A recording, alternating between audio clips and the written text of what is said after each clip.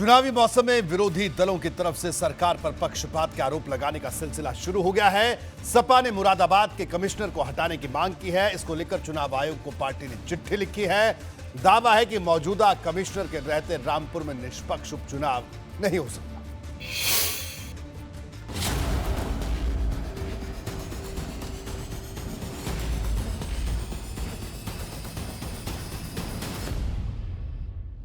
UP में फिर से उपचुनाव की मुनादी हुई है और समाजवादी पार्टी ने फिर से पक्षपात के आरोपों वाला मोर्चा खोल दिया है।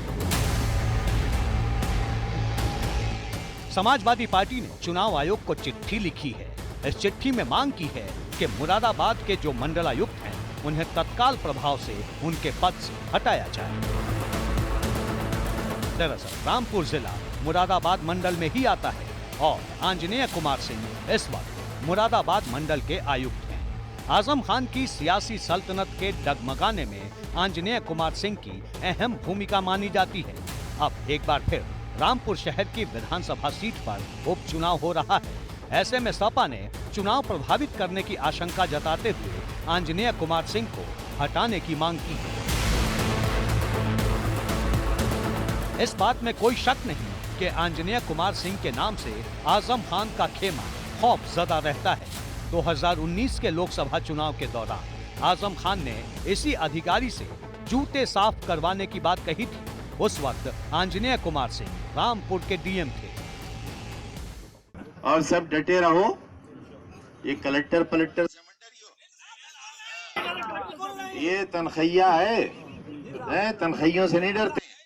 और देखिए कई मायावती जी के फोटो, कैसे बड़े बड़े अफसर रुमाल निकाल के जूते साफ कर रहे हैं। हाँ, उन्हीं से है गठबंधन। हाँ, उनसे उन्हीं के जूते साफ कराऊंगा इंशाअल्लाह ने चाहा। यानी जिस अधिकारी को जूते साफ कराने का डर दिखाया था, अब वही अधिकारी सपा और आजम खान के पूरे परिवार के लिए बड़ी मुसीबत बन गया है। समाजवादी पार्टी का एक दल मुख्य निर्वाचन अधिकारी के पास पहुंचा।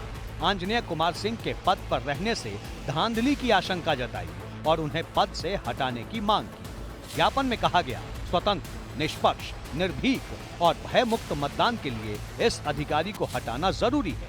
आंजनेय कुमार सिंह लंबे समय तक रामपुर में जिला अधिकारी रह चुके हैं और पदोन्नत होकर मंडलायुक्त के पद पर भी काफी समय से तैनात हैं। आंजनेय कुमार सिंह पर भाजपा कार्यकर्ता के रूप में काम करने का आरोप लगा था। इसकी शिकायत 29 जनवरी 2022 को मुख्य चुनाव आयुक्त से भी की गई थी।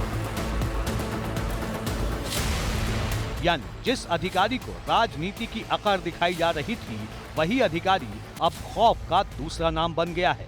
आजम ने सोचा भी नहीं था कि एक कलेक्टर उनकी पूरी सल्तनत को इस तरह नेस्तनाबूद कर देगा। आंजनेय कुमार सिंह की वजह से ही 2019 के बाद आजम खान का बुरा वक्त शुरू हुआ। आजम खान को 23 महीने सीतापुर की जेल में बिताने पड़े। फर्जी जन्म प्रमाण पत्र के मामले में आजम के बेटे अब्दुल्ला की विधायकी चली गई थी। अब्दुल्ला के साथ साथ आजम की पत्नी तजीन फातिमा को भी जेल जाना पड़ा था। जौहर यूनिवर्सिटी की 4 दीवारी में कैद 172 एकड़ सरकारी जमीन भी छिन गई और अब चुनाव में एक अधिकारी के होने का डर सता रहा है, वो अलग। सपा ने आंजनेय कुमार सिंह को हटाने की मांग की तो इस पर सियासत भी शुरू हो गई। भाजपा ने इसे चुनाव से पहले हार का बहाना बताया है। प्रदेश के बहुत सारे विश्लेषक, अपोजिशन पार्टी के लोग इस बात को कह रहे थे कि समाजवादी पार्टी रामपुर आजमगढ़ की सीटें समाजवादी पार्टी की पुरानी सीटें, परंपरागत सीटें हैं, यहाँ तो कोई जीत ही नहीं सकता। अब रामपुर जैसी लोकसभा की सीट पर अगर भारतीय जनता पार्टी चुनाव जीत सकती है तो रामपुर विधानसभा पर नहीं जीत सकती है। दरअसल आजम खान नहीं चाहते कि चुनाव में आंजनेय मुरादाबाद के कमिश्नर रहे। उनके खेमे से इसकी शिकायतें पहले भी हुई थी। दूसरी तरफ चुनाव आयोग आंजनेय कुमार सिंह के काम की तारीफ कर चुका है। पिछले दिनों लखनऊ में हुई मीटिंग में आयोग ने 2019 के लोकसभा चुनाव में रामपुर में किए गए प्रशासनिक इंतजामों की तारीफ की थी। निर्देश दिया कि बाकी अफसर भी निष्पक्ष, निर्भीक और शांतिपूर्ण चुनाव के लिए इसी तरह की व्यवस्था करें। यानी जो अधिकारी चुनाव आयोग के लिए रोल मॉडल है, वो अखिलेश और आजम की आंखों में खटक रहा है। एबीपी गंगा के लिए ब्यूरो रिपोर्ट। 2024 के लोकसभा चुनाव की लड़ाई अभी दूर है, लेकिन उससे पहले यूपी में 2022 में होने जा रहा उपचुनाव लोगों के मिजाज का बड़ा इशारा दे सकता है। यही वजह है कि भाजपा रामपुर लोकसभा उपचुनाव की तरह मैनपुरी लोकसभा सीट के उपचुनाव में भी करिश्माई जीत हासिल करना चाहती है। इसके लिए भाजपा की नजर उस मुस्लिम यादव वोट बैंक पर है जो सपा का कैडर वोट माना जाता है।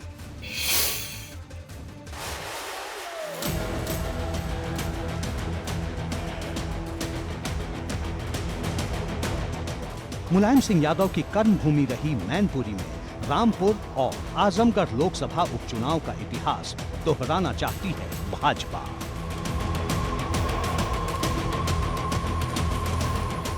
रामपुर की विधानसभा सीट पर होने जा रहे उपचुनाव में रामपुर लोकसभा उपचुनाव जैसी जीत दर्ज करना चाहती है भाजपा।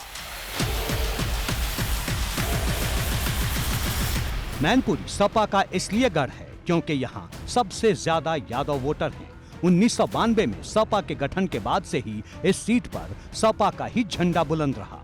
1996 में पहली बार मुलायम सिंह यादव ने इस सीट से लोकसभा का सफर तय किया और फिर तमाम कोशिशों के बाद भी कोई पार्टी नेताजी मुलायम सिंह यादव के इस गढ़ में सेंध नहीं लगा पाई। मैनपुरी यूपी की 10 यादव बहुल लोकसभा सीटों में से एक है। इस एक लोकसभा क्षेत्र में ही करीब 4.25 लाख यादव वोटर हैं। दूसरी पिछड़ी जातियों के समर्थन से सपा यहां निर्णायक बढ़त लेती रही है, लेकिन इस बार भाजपा की कोशिश ऐसा कार्ड चलने की है जिससे यादव वोटर बिखर जाए, जिससे सपा के यादव वोट बैंक में जबरदस्त सेंधमारी की जा सके। ये तभी मुमकिन है जबकि शिवपाल यादव या समाजवादी परिवार से जुड़ा कोई और सदस्य भाजपा के समर्थन से सपा के खिलाफ मैदान में उतरे।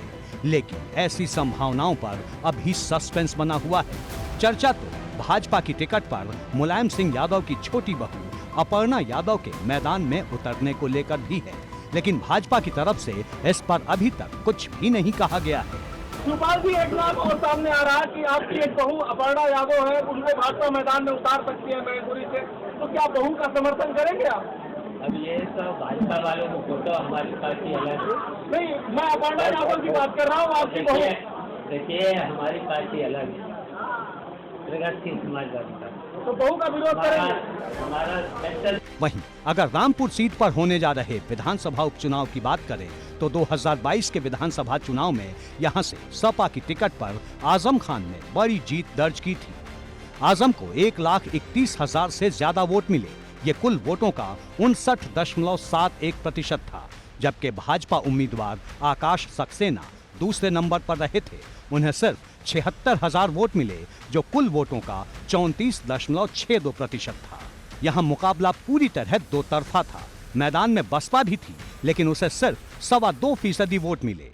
अब सबकी नजर इस बात पर है कि मैनपुरी में यादव वोट बैंक का गढ़ और रामपुर विधानसभा क्षेत्र में मुस्लिम वोट बैंक के सपा के मजबूत चक्रव्यूह को भाजपा किस तरह भेदेगी, जिसके वो दावे कर रही है।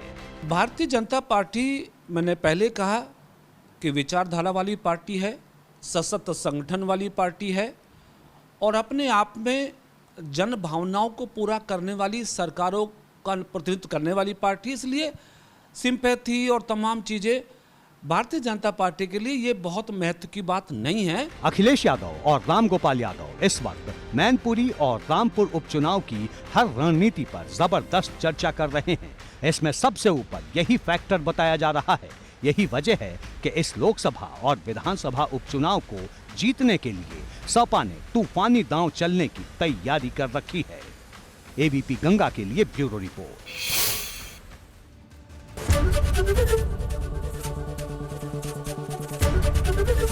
एबीपी गंगा, खबर आपकी, जुबान आपकी।